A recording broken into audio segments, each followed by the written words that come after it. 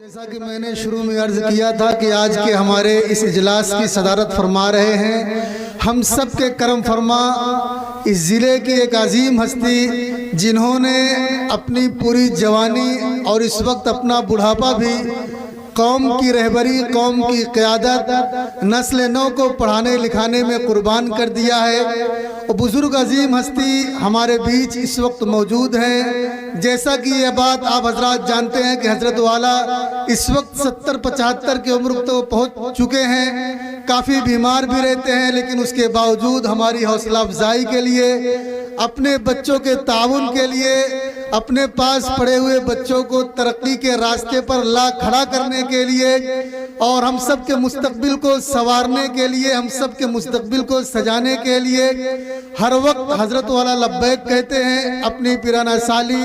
ضعف و کمزوری کے باوجود حضرت والا یہاں پر تشریف لائے۔ ہم مدرسے کی منتظمین کی طرف سے حضرت والا کے بہت مشکور ہیں۔ ہم دل کی گہرائیوں سے حضرت والا کا استقبال کرتے ہیں۔ اب میں بلا کسی تاخیر کے حضرت والا سے بہت ہی ادب و احترام کے ساتھ، عاجز و انکساری کے ساتھ یہ گزارش کرتا ہوں کہ حضرت والا اپنے قیمتی خطاب سے،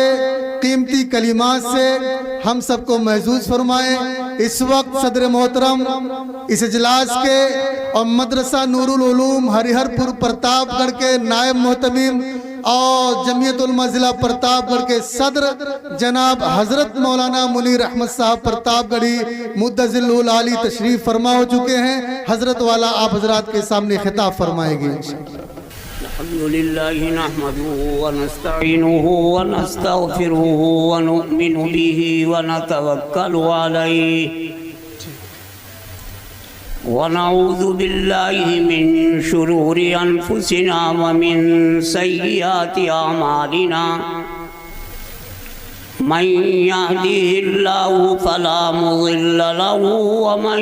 يضلله فلا هادي له ونشهد أن لا إله إلا الله وحده لا شريك له ونشهد أن محمدًا عبده ورسوله صلى الله تعالى عليه وسلم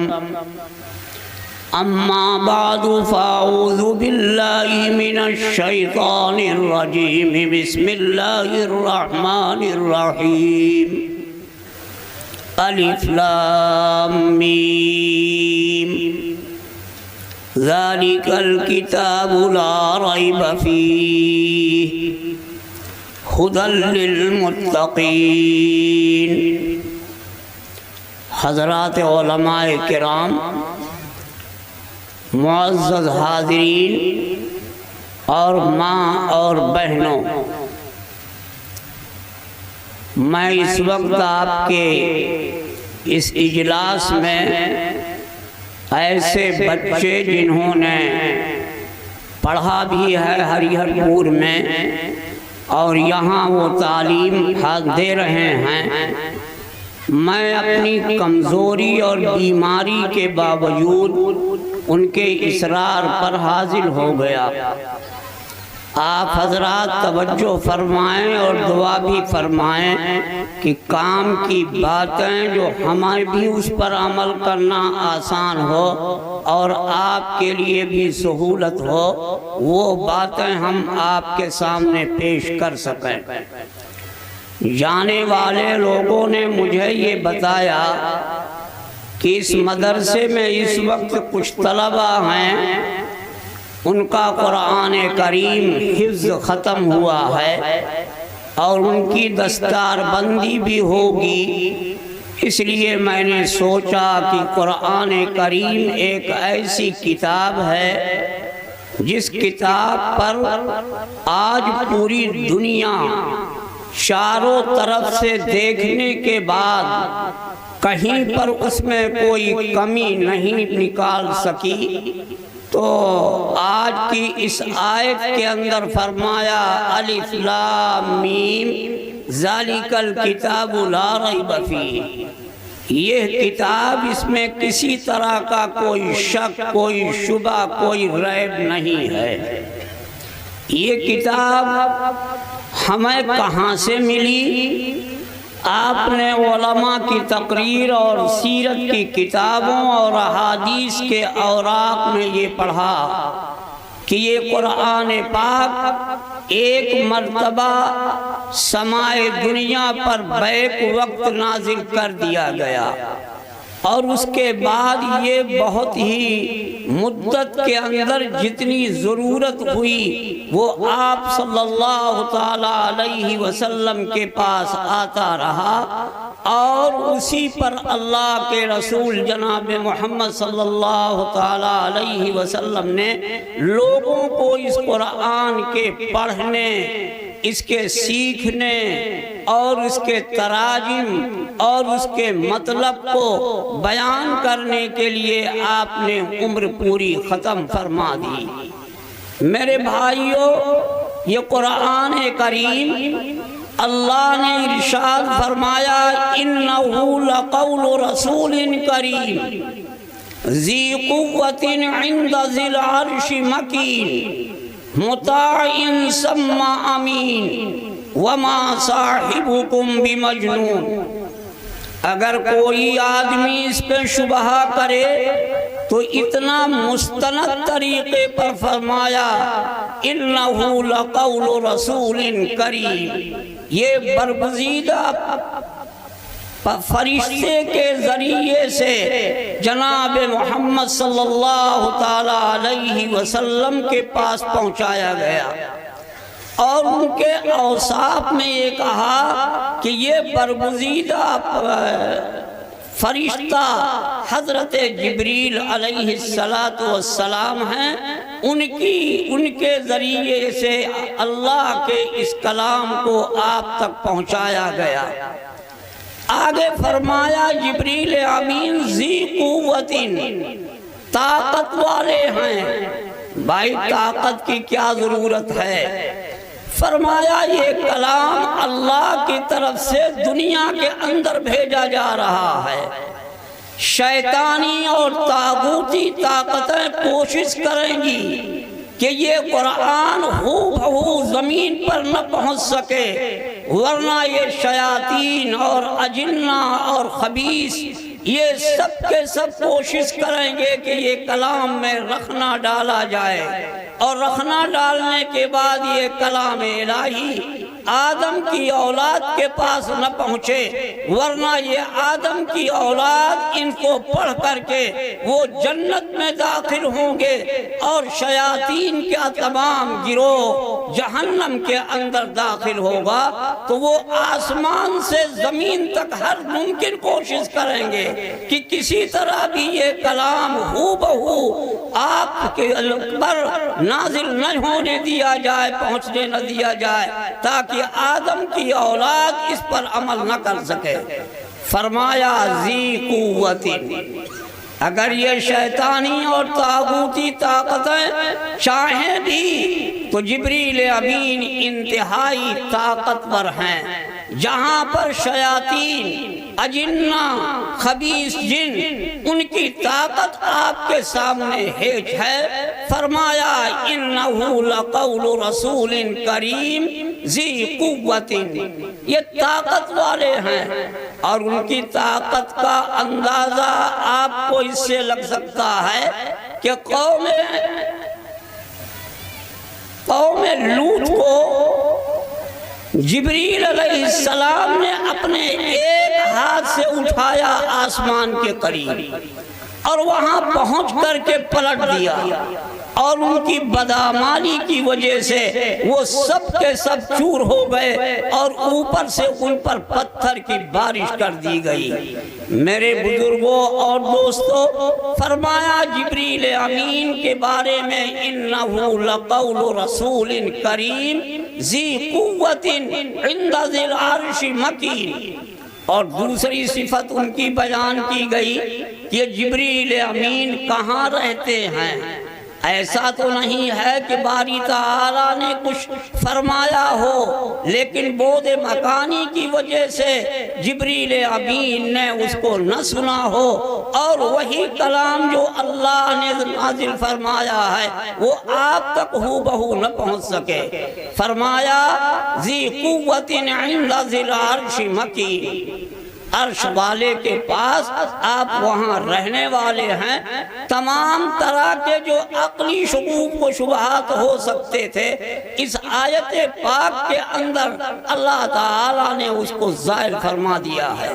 میرے بھائیوں، دیکھنا یہ ہے کہ یہ قرآن جو اس طرح پوری حفاظت کے ساتھ آسمان سے زمین تک آیا، آج کی دنیا کا مسلمان چاروں طرف سے یہ بات آتی ہے کہ قرآن کے اندر بہت سی ایسی باتیں ہیں کہ جن کو نکال دیا جائے ان آیات کو، لیکن قیامت تک آنے والی نسل قرآن پاک کے ایک نقطے کو، ایک حرف کو اور ایک زبر زیر کو کوئی تبدیل نہیں کر سکتا ہے۔ تو آج ہماری اولاد اور ہمارے بچے جو پوری پابندی کے ساتھ یہ قرآن پاک یاد کر لیتے ہیں، یہ دنیا کی واحد کتاب ہے کہ جس کو بچہ زیادہ سے زیادہ 12 سال 14 سال کی عمر کا اگر اللہ نے اس کو توفیق دی ہے تو پورے قرآن پاک کو سورہ فاتحہ سے لے کر کے قل اعوذ برب الناس تک یاد کر لیتا ہے، اور یاد کر لینے کے بعد آپ کے سامنے رمضان المبارک کے مہینے کے اندر تراویح کے اندر وہ بچہ قرآن پاک کو پڑھتا ہے۔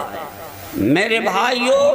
دنیا کے اندر کوئی ایسی کتاب نہیں کہ جس کے حروف کو انسان یاد کرے اور یاد کرنے کے بعد اس کو اپنی زندگی بھر رٹے، لیکن آج وہ صبح کو یاد کرے گا اور اس کی عبارت شام کو وہ بھول جائے گا۔ فرمایا یہ قرآن اللہ کی کتاب ہے، اور اللہ نے اس کتاب کے اندر معجزہ یہ رکھا ہے کہ جن بچوں نے اس کو یاد کیا ہے وہ ان کے سینے کے اندر یہ قرآن محفوظ رہتا ہے، اور اس کی شہادت یہ ہے کہ یہی بچہ تراویح کے اندر جب محراب میں کھڑا ہوتا ہے تو انتہائی سکون اور ادب کے ساتھ 1 پارہ 1.5 پارہ اور 2 پارے تک کبھی وہ اور کبھی اچھا یاد رکھنے والا 5 پارے تک تراویح کے اندر سنا دیتا ہے۔ میرے دوستو، دنیا کی کوئی کتاب چاہے وہ کسی زبان میں لکھی گئی ہو اور اس کا لکھنے والا رائٹر کتنا بھی اچھا ہو، لیکن اس کے پڑھنے والے اگر اس کی 1-2 سطر یاد کرتے ہیں تو صبح کو یاد کیا شام کو بھول گیا، اور شام کو یاد کیا تو صبح کو بھول گیا۔ یہ قرآن کا معجزہ ہے، اور قرآن کا معجزہ یہ ہے کہ اللہ نے اس میں یہ طاقت دی ہے کہ اگر بچہ ہمت کر کے اس کو یاد کرتا ہے تو اللہ اس کے سینے کے اندر اس کو پیوست کر دیتا ہے۔ میرے بھائیوں اور میرے بزرگوں، آپ نے تاریخ کی کتاب کے اندر پڑھا ہوگا بہت سے ایسے افراد اس دنیا کے اندر بادشاہت کی کرسی پر آئے، اور بادشاہت کی کرسی پہ آنے کے بعد یہ کہا کہ قرآن کے اوراق کو جلا دو، سمندر اور دریا کے اندر ڈال دو، اور سمندر اور دریا کا پانی قرآن کے کلمات سے تو اس کا رنگ تبدیل ہو گیا۔ لیکن اللہ کا یہ کلام جن بچوں نے اپنے سینے کے اندر پیوست کیا ہے، میرے بھائیوں، چاہے آپ ان کو جس طرح بھی رکھیں لیکن ان کے سینے سے یہ کلمات ظاہر نہیں ہوتے، بلکہ جہاں وہ چاہتے ہیں وہاں قرآن پاک کے ان کلمات کو انتہائی متانت اور سنجیدگی کے ساتھ یاد کرنے کے بعد نمازوں کے اندر اس کو پورا کرا دیتے ہیں۔ آج کی دنیا جو ترقی یافتہ دنیا کہی جاتی ہے وہ قرآن کے اندر تبدیلی، اس کے معنی کے اندر تبدیلی، اس کے زبر و زیر کے اندر تبدیلی کی کوشش کر رہے ہیں، لیکن وہ انشاءاللہ قیامت تک کوئی اس میں کامیاب نہیں ہو پائے گا۔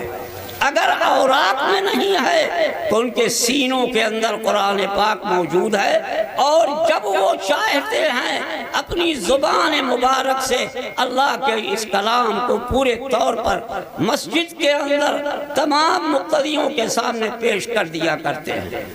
میرے بھائیوں اور میرے دوستوں، آج میں اس جلسے میں اس وجہ سے حاضر ہوا کہ ایسے بچے ہیں جنہوں نے قرآن پاک کو یاد کیا ہے، اور سورہ فاتحہ سے لے کر قل اعوذ برب الناس تک ان کو ازبر یاد ہے، اور ان کی دستار بندی کے لیے آپ کو تکلیف دی گئی ہے۔ میرے بزرگوں، اگر آپ نے تاریخ کی کتابوں میں پڑھا ہوگا، ابن دغنا عرب کا مشہور آدمی جناب محمد صلی اللہ علیہ وسلم پر یہ کتاب نازل ہوئی۔ ابو بکر صدیق رضی اللہ تعالیٰ عنہ نمازوں کے اندر اور نماز کے باہر قرآن پاک کی تلاوت کرتے، اور قرآن پاک کی تلاوت کے بعد عورتیں اور بچے، بوڑھے اور جوان قرآن کریم کے وہ کلمات سننے کے بعد ان کے آنکھوں سے آنسو جاری ہو جاتے، اور آنکھوں سے آنسو جاری ہونے کے بعد کلام الہی کی مقبولیت ان کے قلوب کے اندر پیوست ہو جاتی۔ ابن دغنا کے بارے میں یہ کہا گیا کہ ابو بکر اپنا سامان لے کر مکے سے باہر جا رہے ہیں، وہ ملا راستے میں کہ آپ کہاں جا رہے ہیں؟ انہوں نے کہا کہ میں ایسی جگہ جانا چاہتا ہوں جہاں میں اللہ کے کلام کو امن اور سکون کے ساتھ پڑھ سکوں اور ہم اس کی تلاوت کر سکیں۔ اس نے کہا کہ آپ قرآن پاک کو پڑھیے، لیکن آہستہ پڑھیے، ہماری بیویاں، ہماری بچیاں، ہماری اولاد جب اس کے کلمات کو سنتے ہیں تو ان کے دل موم ہو جاتے ہیں، اور نبی کریم صلی اللہ علیہ وسلم کی لائی ہوئی کتاب و کلمہ طیبہ پر ایمان لاتے ہیں۔ ابو بکر رضی اللہ تعالیٰ عنہ نے فرمایا یہ میرے بس کے اندر نہیں ہے کہ میں قرآن پاک کے کلمات کو آہستہ پڑھ سکوں۔ تو میرے بزرگوں اور دوستوں، میں نے آپ کے سامنے آیت پڑھی تھی الف لام میم ذالک الکتاب لا ریب فیہ۔ یہ کتاب، اس میں کسی طرح کا کوئی شک، کوئی شبہ نہیں پایا جاتا، اور یہ بچوں کی یہ معجزہ کی کتاب ان کے سینوں کے اندر پیوست کر دی جاتی ہے۔ اور آپ نے دیکھا کہ جب رمضان المبارک کا چاند نکل آتا ہے تو یہ معصوم بچے تراویح کے اندر قرآن پاک پڑھتے ہیں، اور بسا اوقات یہ دیکھا گیا کہ ایسی بھیڑ مسجدوں کے اندر کہ پورے سال اتنی بھیڑ نہیں ہوتی مسجدوں میں، لیکن جب قرآن پاک پڑھا جاتا ہے تو قرآن پاک پڑھنے کے لیے ایسی اولادیں جو کبھی مسجد کے اندر جانا نہیں چاہتی، لیکن وہ پہنچ کر کے بچوں کے قرآن پاک کو سنتے ہیں، اور ان کے دلوں کے اندر یہ قرآن کے کلمات پیوست ہوتے ہیں، اور اگر ان کی زندگی کے اندر اللہ نے ایمان کی دولت رکھی ہے تو اس سے مالا مال پورے رمضان میں ہو جایا کرتے ہیں۔ میرے بزرگوں، یہ کتاب جس کے بارے کے اندر اللہ کی طرف سے یہ دنیا کے اندر بھیجا گیا ہے، کوئی شک اور کوئی شبہ نہیں پایا جاتا ہے۔ آپ اگر اس دنیا کے اندر غور سے دیکھیں گے تو آپ کی سمجھ میں آ جائے گا کہ یہ کتاب کسی طرح کا کوئی شبہ اس کے اندر الفاظ میں، اس کے معنی میں پایا نہیں جاتا ہے۔ میرے بزرگوں اور دوستو، اس کے بعد فرمایا ھدی للمتقین، یہ کتاب متقیوں کے لیے ہدایت ہے۔ لیکن سوال یہ ہے کہ یہ کتاب تو دنیا کے ہر فرد کے لیے اتاری گئی ہے، صرف متقیوں کے لیے نہیں ہے۔ عرب دنیا کے اندر جن کے پاس ایمان کی دولت نہیں تھی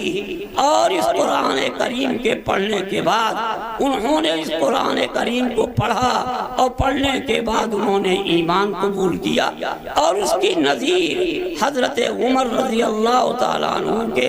قرآن پاک کے سننے کی وجہ سے ان کا قلب جو ہے وہ موم ہو گیا، اور مول ہو جانے کے بعد اپنی بہن کو مارا، بہنوئی کو مارا، لیکن قرآن پاک کے کلمات کو سننے کے بعد ان کا قلب اس طرح موم ہوا کہ وہ آپ صلی اللہ علیہ وسلم کے دربار میں حاضر ہوئے اور انہوں نے ایمان قبول کیا۔ میرے بزرگوں اور دوستوں، حال یہ ہے کہ چونکہ متقی ہی اس قرآن کو پڑھ کر کے اور وہ اللہ کی ہدایت اس کے دل کے اندر پیوست ہو جاتی ہے، ورنہ یہ قرآن تمام کائنات انسانیت کے ہر فرد کے لیے اتارا گیا ہے،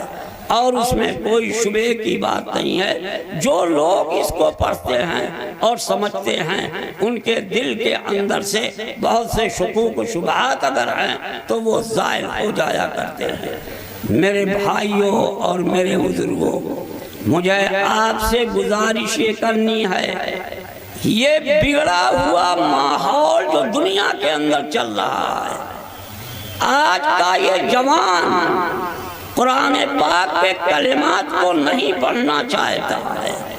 بلکہ وہ موبائل کے گانوں کو سننا چاہتا ہے اور صبح سے شام تک اسی میں بزی رہتا ہے۔ ہمیں تعجب ہے کہ اگر کسی بچے سے پوچھو کہ تم سونے کے پہلے بھی یہی کرتے رہے اور جگہ تب بھی یہی کرتے رہے، بتاؤ تم کی وہ اس موبائل نے کیا دیا؟ کچھ نہیں دیا سوائے اس کے کہ اس کی زندگی برباد ہو گئی۔ اگر وہ بچہ اپنے تمام کاروبار کے ساتھ قرآن کریم کے کچھ کلمات کو پڑھ لے، یاد کر لے، حفظ نہیں کرتا تو ناظرہ ہی پڑھ لے، تو انشاءاللہ مستقبل کی زندگی کے اندر یہ کلام کا ہر حرف اس کے دل کی گہرائیوں کے اندر اترے گا، اور انشاءاللہ وہ ایک کامیاب بچہ دنیا کے اندر اپنی زندگی کو گزار سکے گا۔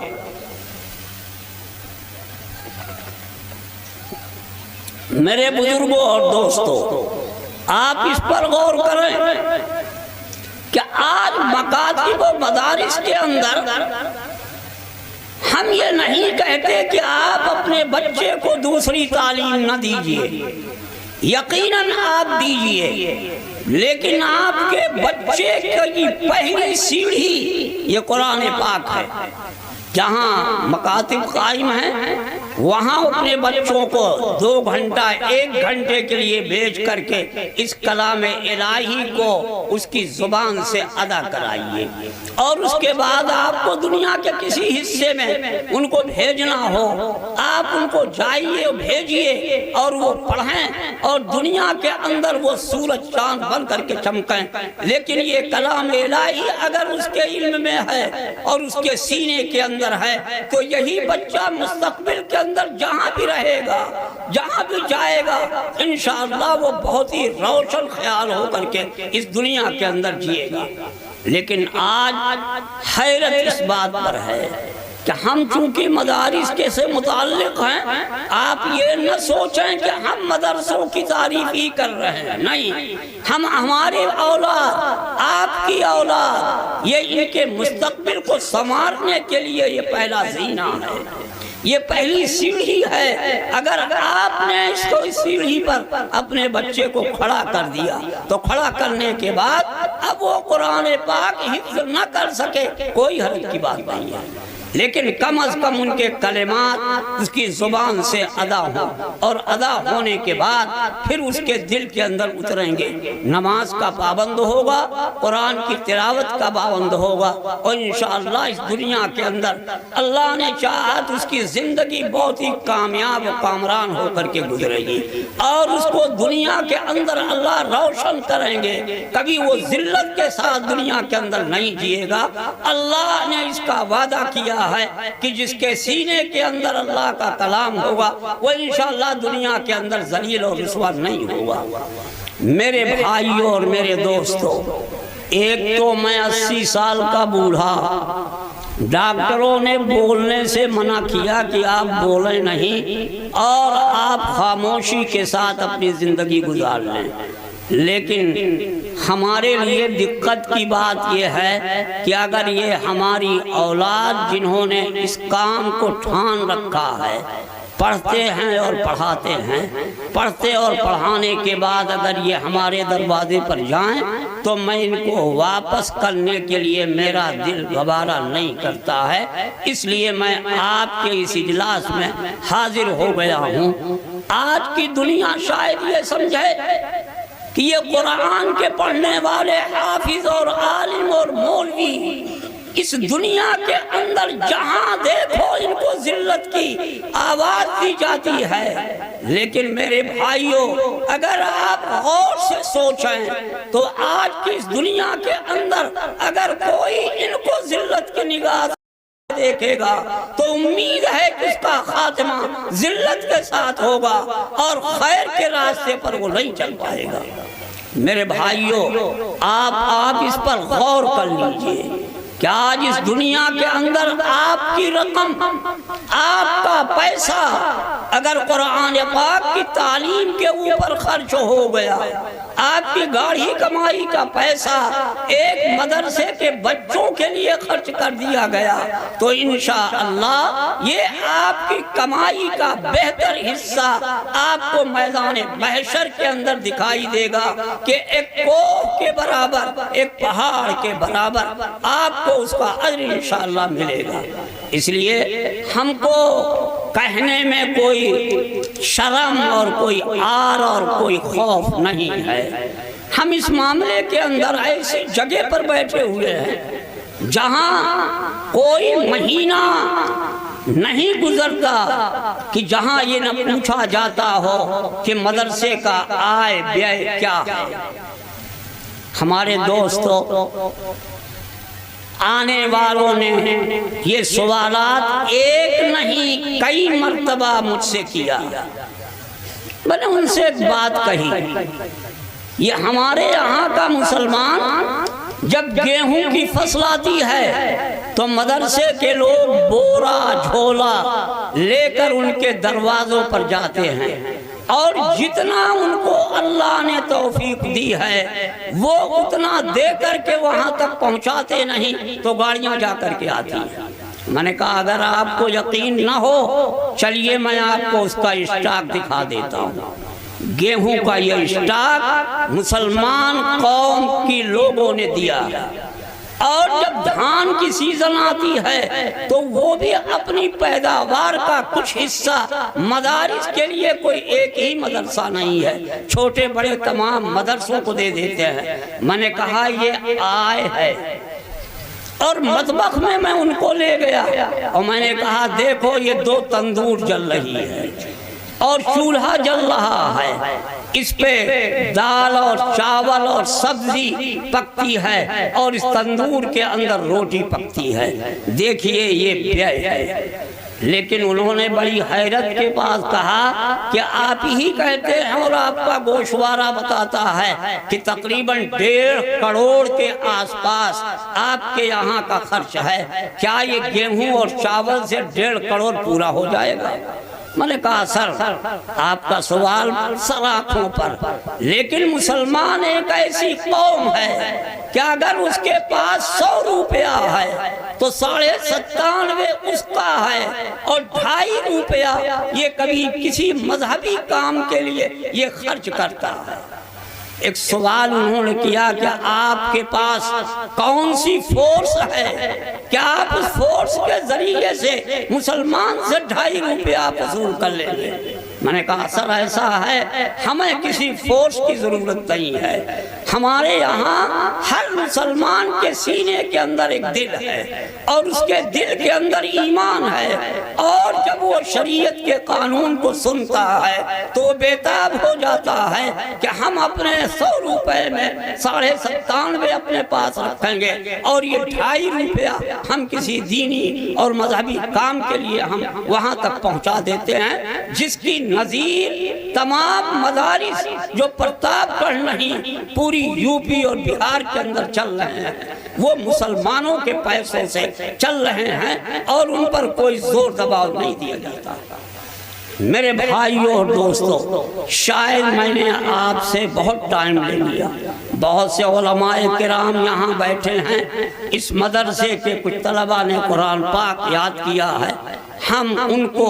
مبارکباد دیتے ہیں اور ان کے والدین کو مبارکباد دیتے ہیں کہ اللہ نے جن 10 آدمیوں پر جہنم کا فیصلہ کیا ہے، یہ حافظ قرآن ان کے لیے شہادت دے گا۔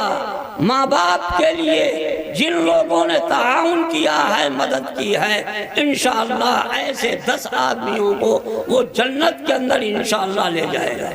ہم یہ کہنا چاہتے ہیں کہ یہ بچے ہماری قوم کی امانت ہیں، اللہ ان کو سلامت رکھے اور ان کی زبان سے قرآن پاک کے کلمات کو جاری فرمائے۔ اور آپ لوگ ایک بات توجہ سے سن لیجئے کہ مدارس کے بچوں کو کبھی حقارت کی نگاہ سے مت دیکھو۔ یہ ظاہر کے اندر تو آپ کہیں گے یہ کرتا اور پجامہ پہنے ہوئے ہے، میرے بھائیوں اس کرتا اور پجامے کی عزت اور آبرو سرکار دو عالم صلی اللہ علیہ وسلم کے کلمات سے پوچھئے۔ جو ان کے کپڑے ہوتے ہیں، فرشتے بھی ان کے کپڑوں پر رش کرتے ہیں کہ قرآن پاک ان کے سینے کے اندر ہے، اور اگر آپ ان کو دیکھئے تو یہ چمکتے رہتے ہیں۔ ایک بات میں اور کہہ دوں جو خود میرے ساتھ پیش آئی، لیکن کوئی صاحب اس کو برا نہ مانے۔ ایک صاحب نے مجھ سے سوال کیا، یار مولانا یہ بتاؤ مدرسے کے لوگوں کو آپ 5,000 7,000 بہت اڑ کر کے 10,000 روپیہ تنخواہ دیتے ہوں؟ میں نے کہا صحیح ہے، آگے بتاؤ۔ کہنے لگے ان کا کرتا، ان کا پجامہ، ان کی ٹوپی، ان کا جوتا اتنا بڑھیا ہوتا ہے کہ راہ چلنے والی بہت سی عورتیں ان پر عاشق ہو جاتی ہیں۔ کہاں سے یہ پیسہ لاتے ہیں؟ میں نے کہا یار سنو، تم اپنا کرتا اتارو، قمیض اتارو، بس ہم کو بنیان دکھاؤ۔ تو بنیان دکھائی تو میں نے کہا یہ دیکھ بدبودار تیری کرتا اور تیری بنیان، یہ اس بات کی گواہی دے رہی ہے کہ کبھی تو نے نہایا نہیں ہے، کبھی ان کو دھویا نہیں ہے۔ اور یہ 5,000 کو تنخواہ پانے والا